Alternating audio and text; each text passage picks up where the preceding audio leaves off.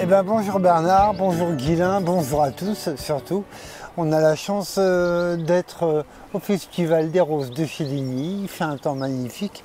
On est avec Bernard. Bonjour Xavier, bonjour Guilain. Ça va? Et tout à fait, on a un temps magnifique, ensoleillé et chaud. Un temps jardinet. Voilà. Et donc du coup, on voulait parler d'une petite plante là aujourd'hui. Que moi j'aime bien, mais attention, c'est du costaud. Alors, on parle beaucoup de la gamme des légumes vivaces, légumes perpétuels. Il y a toujours une nuance à mettre entre aromatique et légumes. Hein. Donc là, on est sur le céleri perpétuel, Voilà, qui a d'autres noms on plein. appelle éventuellement hache des montagnes ou la livèche. Ouais.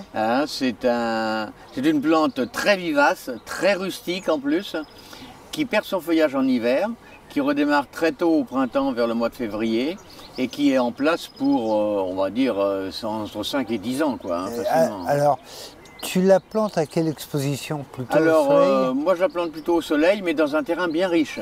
C'est une plante gourmande quand même. D'accord. Il faut lui apporter de la fumure de fond, du compost, de la matière organique, parce que c'est une plante qui va venir aux environs d'un bon mètre de hauteur, dans lequel il faut faire ses provisions de feuilles tout l'été. On peut utiliser fraîche, moi j'aime bien fraîche.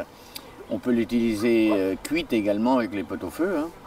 Mais ça parfume agréablement au céleri, voire même au genre sel de Le céleri. feuillage est extrêmement parfumé. Oui. Mais il est vrai qu'il y a autre chose qui est bon dessus, moi je trouve, c'est la graine. Ah oui, la graine en épices, quoi. En épices, fait, ouais, ça, c'est oui, ça, tout ouais, à ouais. fait, oui. Oui, ça fait une grosse graine, de toute façon. Et facile à récolter, Facile à récolter, oui. facile à moudre. Oui, Donc oui, oui. Vraiment une plante sympa pour Oui, ça. oui. Donc les feuilles, moi je les trouve puissantes. Ah oui, Super. Le parfum est Alors, abondant. Ça remplace le céleri pour parfumer. Est-ce qu'on peut se dire que grâce à ça, on n'a plus besoin de céleri branche? Peut-être pas, parce que moi je l'utilise plus comme un condiment, que ouais. comme un légume, si Voilà. tu veux, quoi. Ouais. Je veux dire, pour parfumer les salades de pommes de terre, les genre salade niçoise par exemple, moi je les mets fraîches, crues comme ça dedans, c'est excellent. D'accord. Et puis autrement, dans les pot-au-feu, là à ce moment-là, on le fait cuire, quoi. Ok. Mais ça n'empêche pas d'avoir du céleri branche dans son jardin. Voilà, parce que je trouve que le terme céleri perpétuel est un peu trompeur. Ça nous fait imaginer que grâce à ça, on a du céleri. Oui. Non, on a le parfum du céleri. Oui, on a aromatique, oui, Voilà. tout à fait. Oui. Mais de là à dire que ça remplace le céleri, non. Par contre, vous aurez toujours le parfum Ah bah là, oui, oui. sauf l'hiver. Ah bah, l'hiver, il est absent. Oui. Elle se repose, Ouais. et donc le feuillage disparaît. Toi, tu l'as fait comment? De division? Tu divises Alors, la souche? nous, on le fait de semis, beaucoup. Ouais.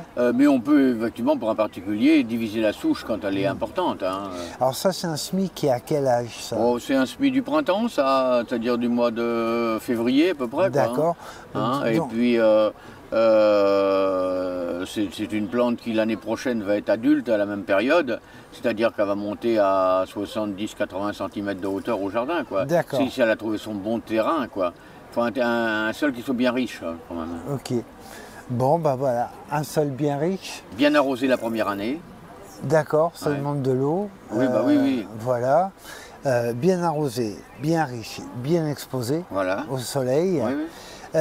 Et puis voilà, vous avez ce parfum de céleri toute l'année à disposition, sauf l'hiver. Mais bonne nouvelle, l'hiver, il y a les graines.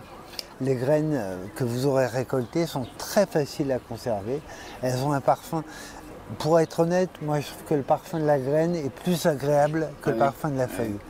Je le trouve plus doux, moins brutal, moins essentiel. Un côté presque un peu brûlant. Hein, Oui, moi j'aime bien les sensations fortes. C'est pour ça que j'aime bien ce genre de feuillage. D'accord. Mais je l'aime mieux cru que cuit d'ailleurs, parce que Ok. le parfum est encore plus intense. Ah oui, quoi. c'est costaud. Hein. Ah oui, oui. Bon, bah alors du coup, pour les amateurs de sensations fortes, concentrez-vous sur les feuilles, et pour les âmes sensibles comme moi, voilà, vous savez que la graine est vraiment délicieuse.